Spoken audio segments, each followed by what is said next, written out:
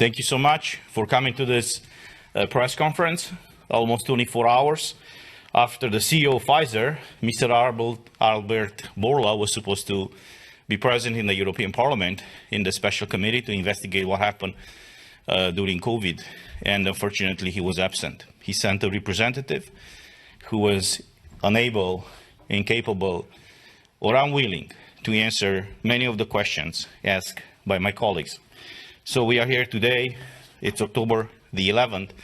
I'm here with more colleagues from different political groups from different countries who will be addressing some of the issues that were supposed to be discussed yesterday. So I would like to give the floor to my colleague from Italy, Francesca Donato. Thank you very much, Christian. Well, the conduct of Pfizer-BioNTech, the biggest pharmaceutical company involved in the COVID-19 vaccines production, is deplorable and unacceptable in a democratic framework as the European Union one.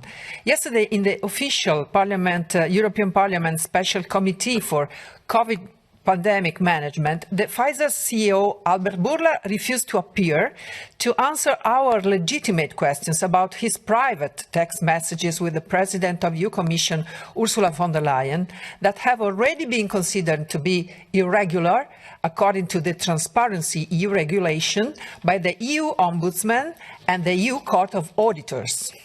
He has sent Mrs. Small in his place, who has not answered the most important questions that our special committee has addressed to her regarding the company's price policy, the release of clinical trials reports, adverse effects, and other issues concerning the safety and efficacy of Pfizer-BioNTech vaccines.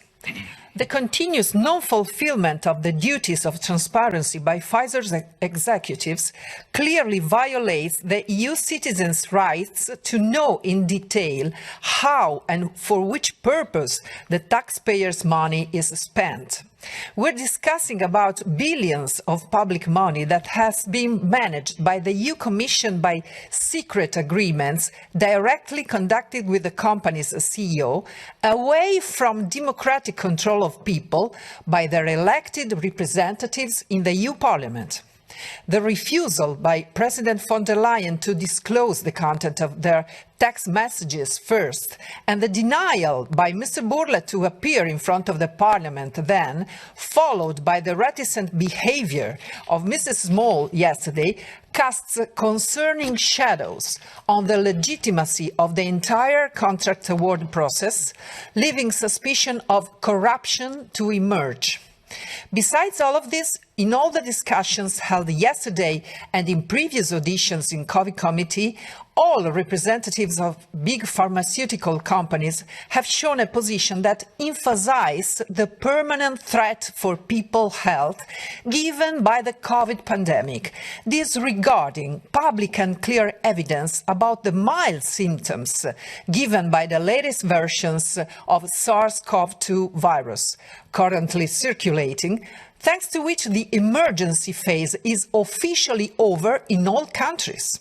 Actually, Mrs. Small yesterday needed to announce a possible new variant being more aggressive as well as more contagious, disregarding any scientific literature assessing that such evolution of a virus in nature is just impossible.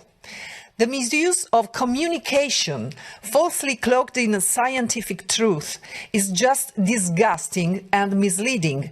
Joined with this inexcusable lack of transparency, it has the only outcome of destroying any trace of trust in the whole scientific community by European people.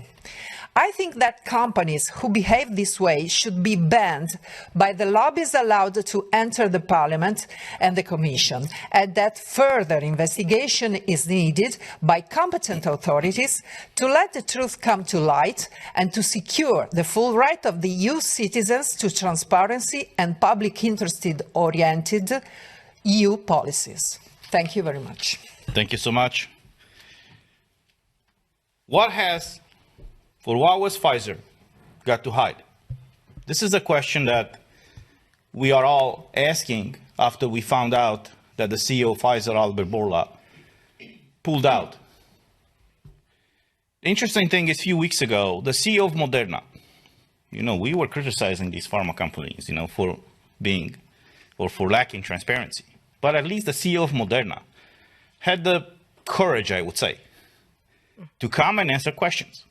Yeah, he did not answer all the questions that we asked, but at least he was present here and was faced with all these questions that all of my colleagues asked. So obviously, when we found out that the CEO of Pfizer decided not to come and answer questions, this is not an inquiry committee. So he was not bound by law to come, and, he was not on record, he was not facing any criminal punishments in case he's lying in front of this committee. But even in that case, he refused to come and answer some concrete and specific questions. Questions that I think all of us and all of you have. And the first question is, what exactly in these contracts? What are they hiding exactly? I mean, in the previous press conferences, I showed you some of the pages, from these contracts. This is how they were disclosed to us, and to the public, and to the press. Obviously, after some of us and some of the brave journalists asked, what are the contracts signed between the European Commission and these pharmaceutical companies? So this is how they disclose the contracts. Over 100 pages. Every contract with Pfizer, with Moderna, tens of pages of those contracts were blacked out. So yesterday when we asked, I was the one asking, and some of my colleagues asked, when are they going to fully release these contracts?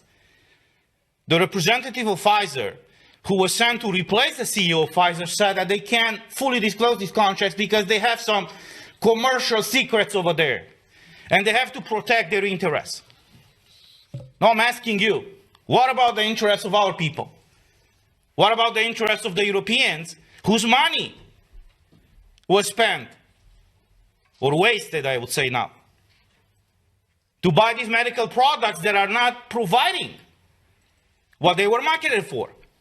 Because what we found out yesterday, when one of my colleagues asked if they tested, in this case Pfizer, if Pfizer tested, if their medical product is stopping the spread of the virus, we were shocked to find out yesterday that they haven't tested their vaccine to see if it's stopping the spread of the virus. So we are now more than a year after the green certificate, the digital green certificate was imposed in the European Union. People were forced to be vaccinated with the medical product in order to exercise their basic fundamental rights. And they were told, and we were told, we were voted against the green certificate, but many of our colleagues voted in favor of it because they believed what these companies had said, that if you get vaccinated, you will not be infected and you will not spread the virus. They even ran a campaign and said, get vaccinated in order to keep your grandmother and your parents healthy.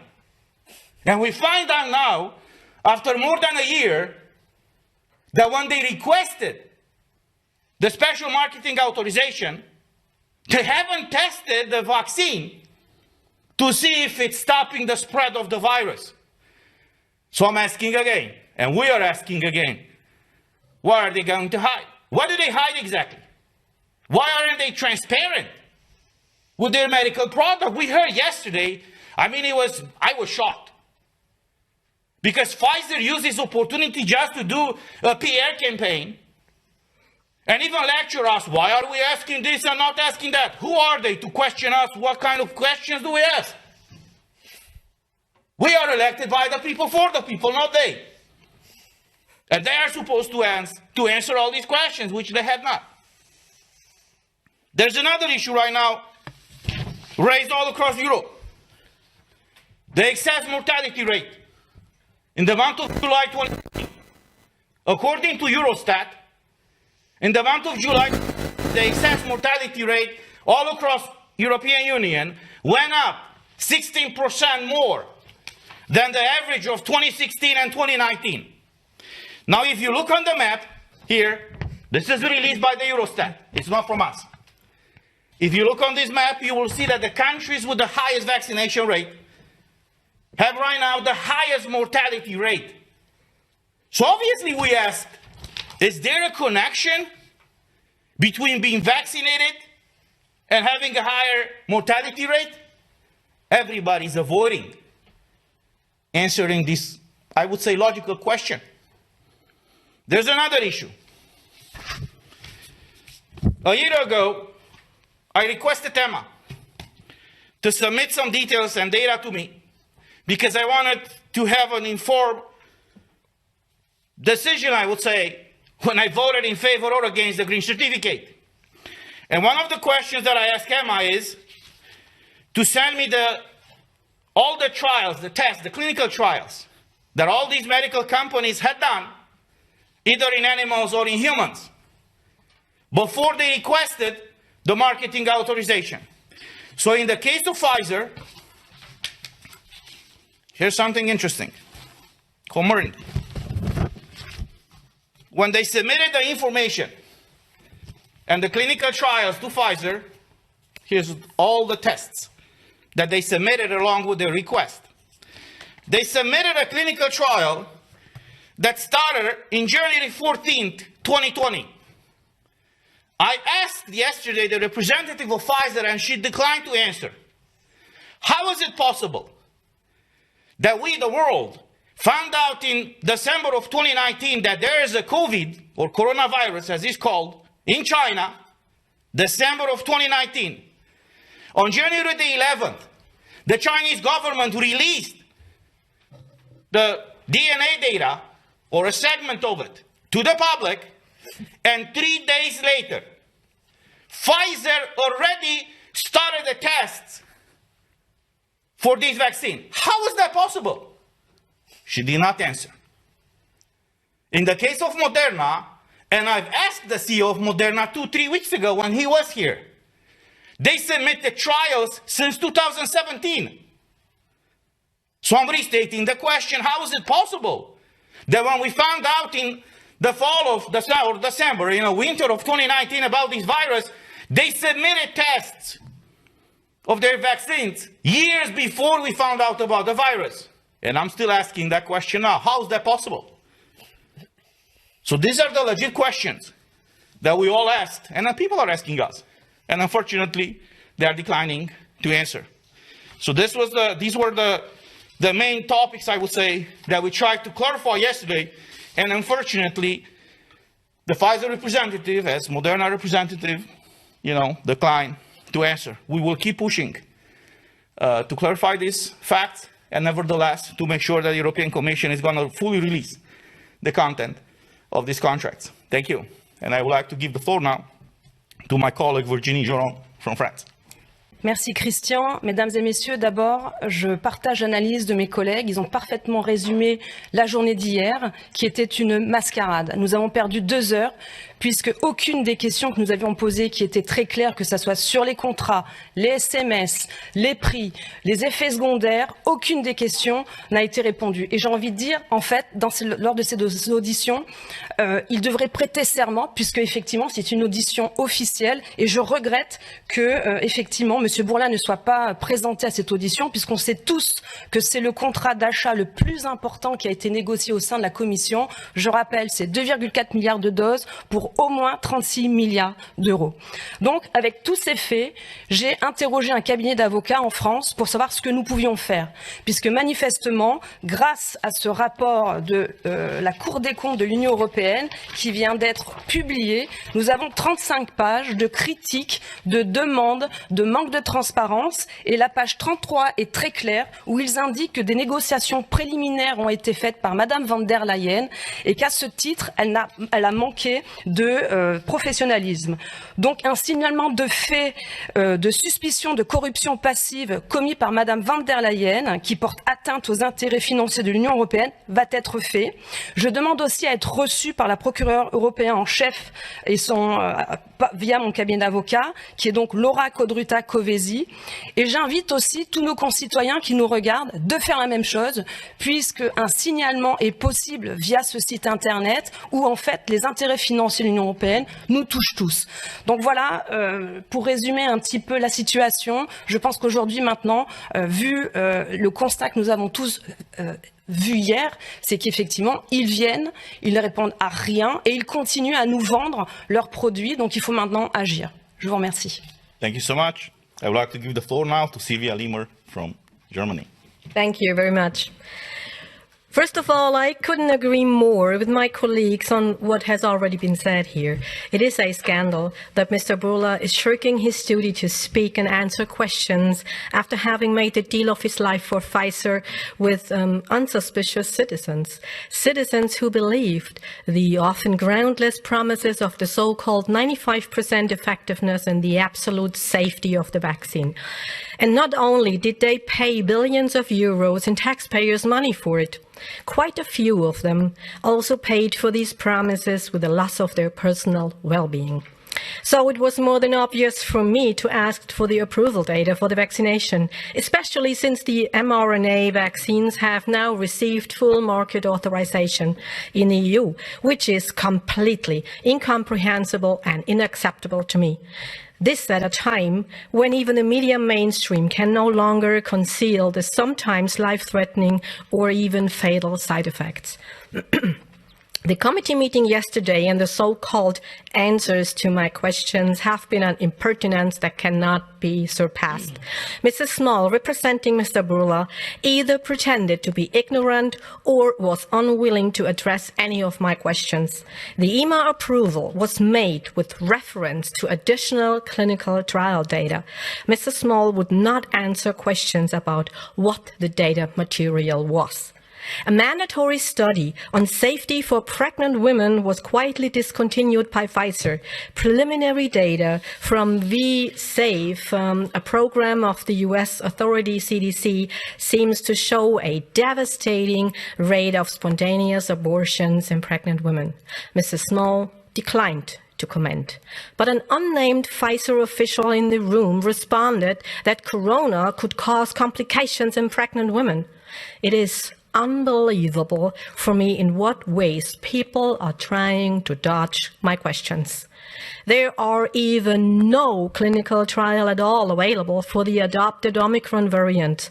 Mr. Small did not address this. Meanwhile, the Florida Health Department advises men up to the age of 39 not to get vaccinated because of the significant incidence of heart-related deaths. Mrs. Small has been silent on this as well. The pinnacle of the corona freak show for me was reached when they talked about real-world data.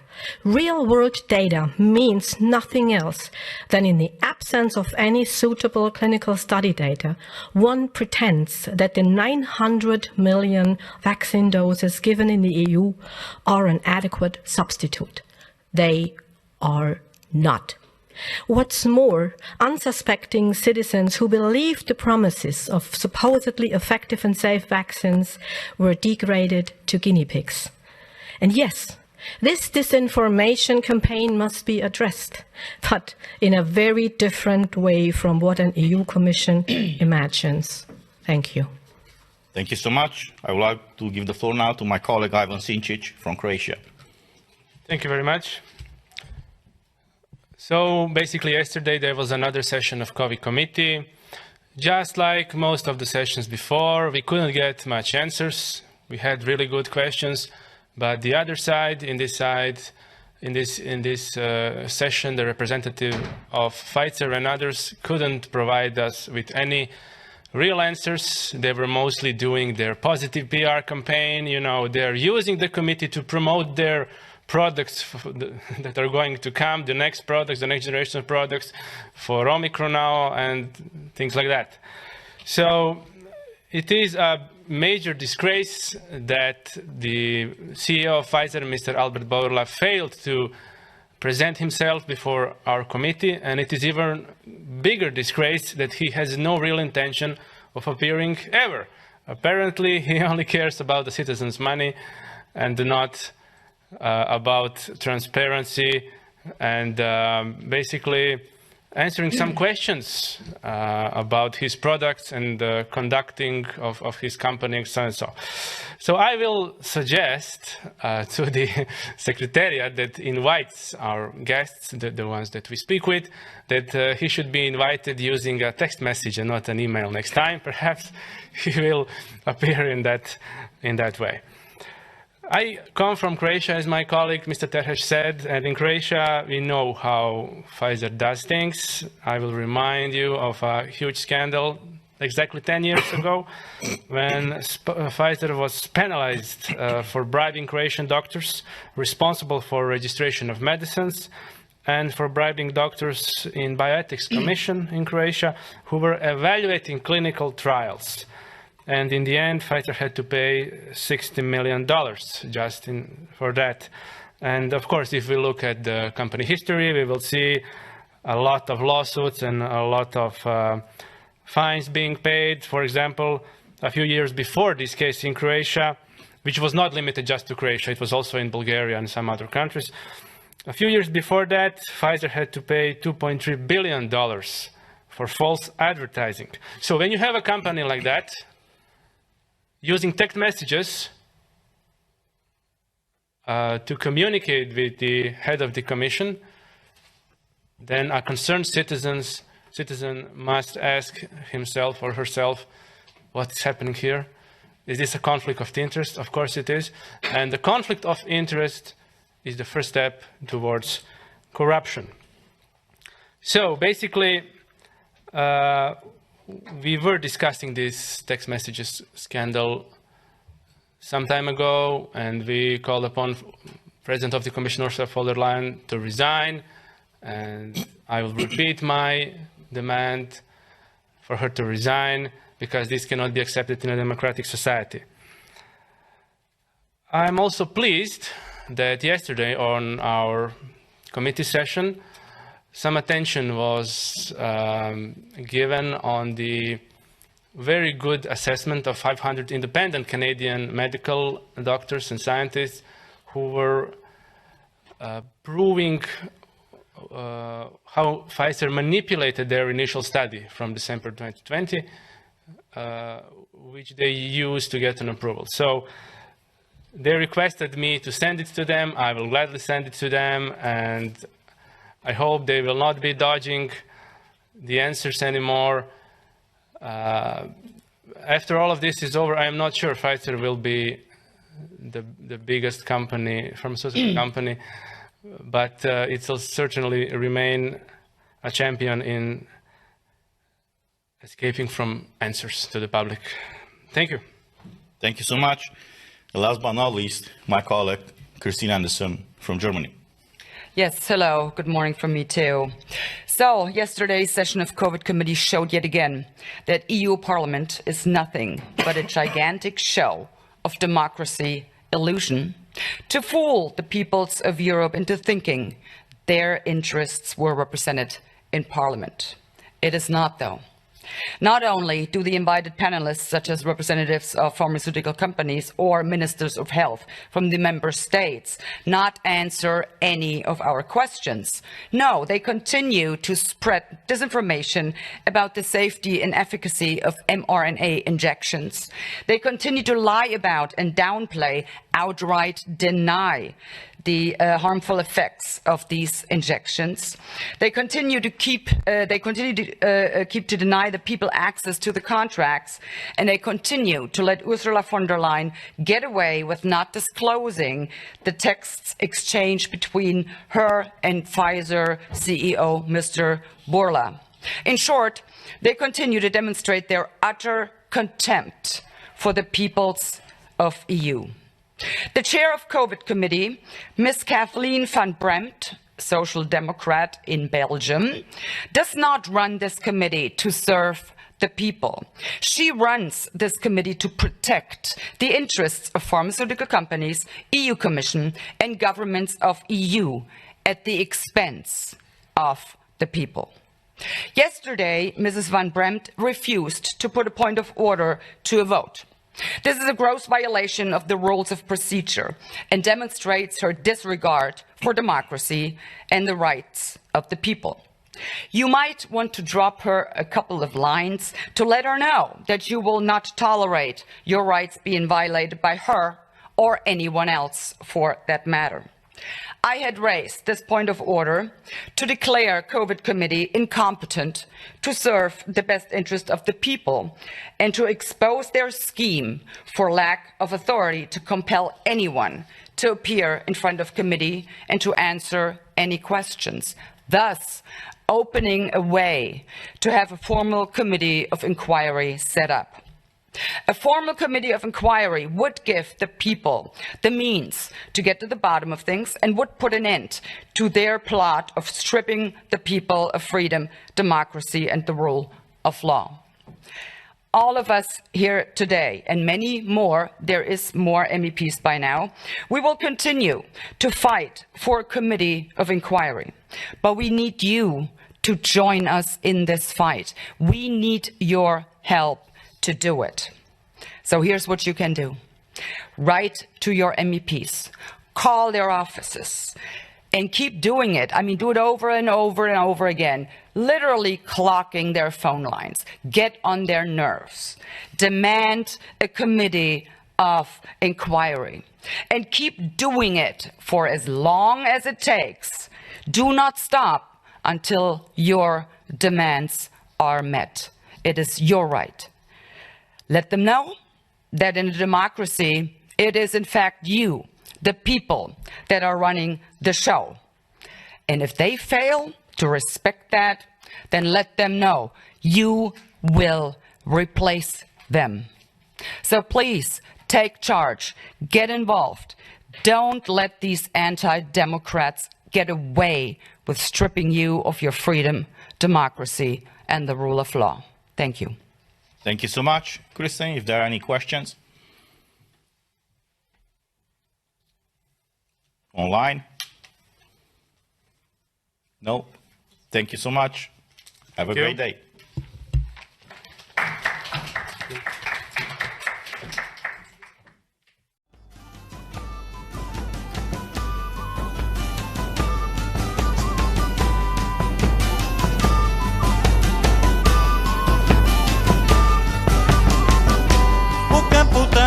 Homens, mulheres e trigo, arados, tratores, que lindas paisagens. Pardais para partidos, para